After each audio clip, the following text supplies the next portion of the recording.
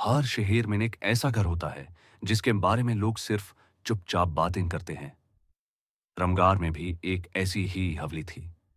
मेहरा हवेली कहा जाता है।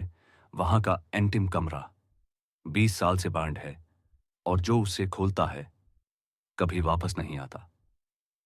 एक रात दो दोस्त कबीर और रिया एडवेंचर के शौकीन उस हवेली तक पहुंच गए। कबीर बोला, सिर्फ देख के लौट जाएंगे। रिया हंसी, मैं अंदर जाके वो कमरा देखूंगी। दरवाजा खुला।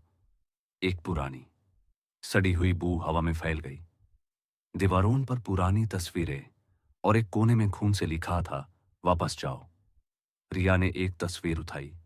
एक छोटी सी लड़की उसी कमरे में खड़ी थी, पर उसके चेहरे पर आंखें नहीं थी। कबीर बोला, चल वेस्ट मत करो। रिया सीढ़ियों की बढ़ चुकी थी। दरवाजा काला था, लेकिन ताला नहीं था। रिया ने हैंडल घुमाया। एक खराज की आवाज, कबीर। रिया, रुक जा। देर हो गई थी। दरवाजा खुल गया। कमरे में लाइट थी, लेकिन ठंडी अजीब सी। कोने में बैठी लड़की, पीठ घूमकर उसके सामने एक लाल गुड्डा था। रिया ने पूछा, ये कौन है? लड़की घूमी। उसकी आंखें थी ही नहीं, सिर्फ खाली सॉकेट्स से काला खून बह रहा था। अचानक दरवाजा बैंड हो गया। कमरा हिलने लगा। वॉल से चीखें निकल रही थी। तुमने मुझे जगा दिया।